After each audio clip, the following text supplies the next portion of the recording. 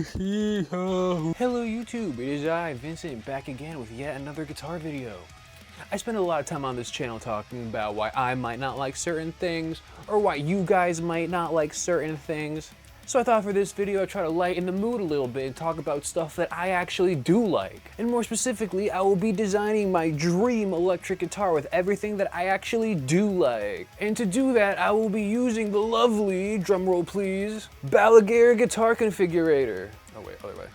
The Balaguer guitar configurator. Balaguer is a pretty robust guitar configurator, so I figured they have enough options for me to make something that I actually like. And I've poked around this website a little bit in the past, but I haven't really dove deep into what I can really do. Like right off the rip, I'm seeing a headless Jazzmaster, which is a little bit cursed, I'm not gonna lie, but you know, I'm with it. But with all that being said, let's get started with this video, because I'm really excited to actually do this. Now, if you've been watching this channel for any period of time, you will know that my ideal guitar shape is the Super Strat. I'm absolutely a Super Strat guy through and through. I cannot stand single cuts, cannot stand V's or any pointy instruments of the sort. And I personally think that guitars like Telecasters and Jazzmasters are a little bit too classic for me. So with that being said, I think that the best option for me might be the today might be the Diablo. Oh yeah, that looks pretty cool. Got a nice little offset there, kind of reminds me of the Avenger a little bit by Schecter, but a little bit less extreme, a little bit more traditional with the more standard pointy horns.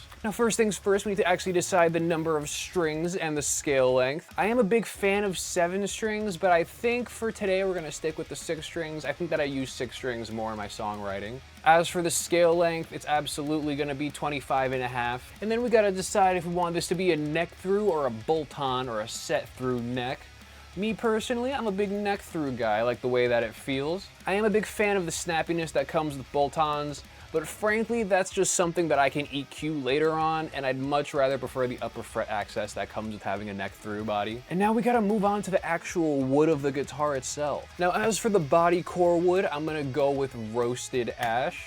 And the reason being is that I personally prefer the tonal properties of ash. I like the snappiness that comes with it. I'm a big fan of the brighter woods. And I'm also very much so a fan of the weight benefits that comes with having a roasted body. For those who don't know, if you roast wood, it removes all of the remaining moisture, therefore making it a little bit lighter. Now, me personally, if I had the option, I probably would have gone with swamp ash because swamp ash is a little bit lighter than that. But they don't seem to have that on this website, so you know, I'll take what I can get. I'll take the roasted ash, you know, can't complain with that. Now, as for the top wood, I'm personally gonna leave it just plain for now because I don't know what kind of finishes they got. I don't know if they're gonna have some crazy crackles or sparkles, which I might like. But we might be revisiting that depending on the color options that they have. Who knows, maybe they got some crazy bursts or fades or something that make me wanna have a flame top. And speaking of finishes, now we get onto the fun part, the actual color of this. Now, I'm personally a big fan of 80s style guitar finishes. I love the super bright neon colors. I love the sparkles. I love the crackles so much. And I'm seeing right here that they actually do have some crackle finishes.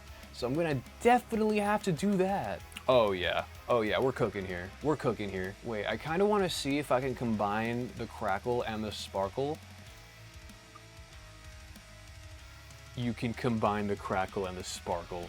Oh my god, that's actually the coolest thing that I've seen in my life. I think that I'm gonna have to go with the Midas Sparkle because this kind of reminds me of the Brandon Ellis finish that he has on his signature Kelly. You know the one that I'm talking about, the one that's the black with the gold crackle that has the gold hardware. That guitar looks absolutely crazy to me. I love how that looks. So I think actually I'm gonna try to do something kind of similar with my signature guitar. I think it's kind of coming together now. I think I'm starting to kind of see the vision more and more. But looks like we can actually change the contour of the guitar as well.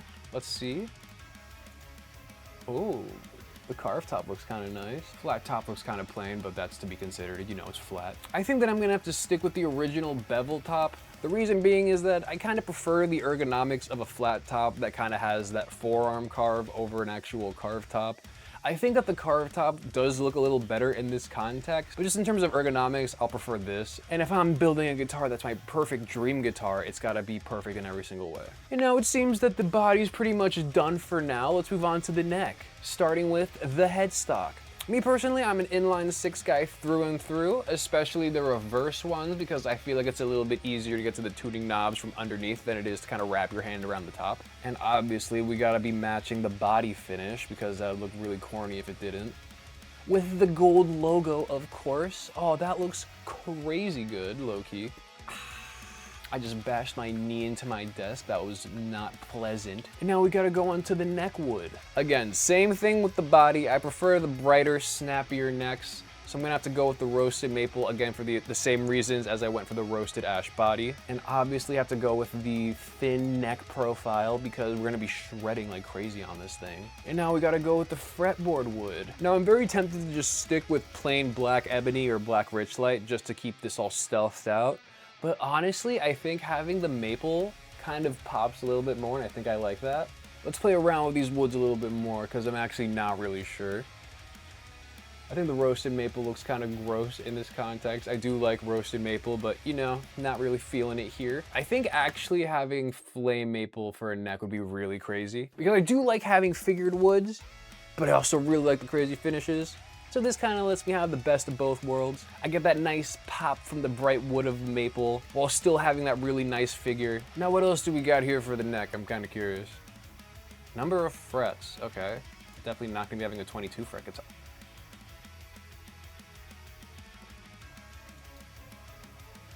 We can have a 27 fret guitar. Yo, that's kind of crazy, not gonna lie. I was talking in my ESP 2026 video how I love the new Maverick because they added a 27 fret version, and I think that's really, really cool. And I thought that was really, really cool because it kind of differentiates that guitar more from the Horizon or the M2 that they already have in the lineup. And I'm very pleased to see that 27 frets is an option here. Maybe that'll be a new trend coming up. Now we gotta go to the inlays. What do we got? All right, we got shark fins, dots, LEDs. That's crazy, but definitely not gonna be doing that. Let's see the shark fins. I think the shark fins will look crazy. All right, that did not update at all, so that's fun. I guess it'll turn to blocks, but maybe not shark fins. Yeah, I guess this doesn't like shark fins, okay. Balaguer, fix your website. I actually don't know what I like, Heike.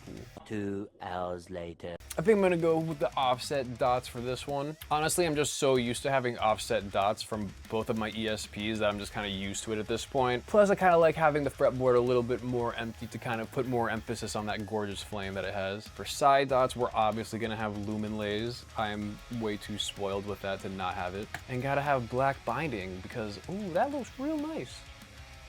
Actually, you know, now that I look at it, I think I actually prefer the look of the white binding. I think it kind of makes it pop a little bit more. And as for the nut, we can't forget about the nut. We're definitely gonna be having a locking nut on this because this is definitely gonna be a Floyd Rose guitar. And I think that's a fantastic segue to actually talk about our hardware.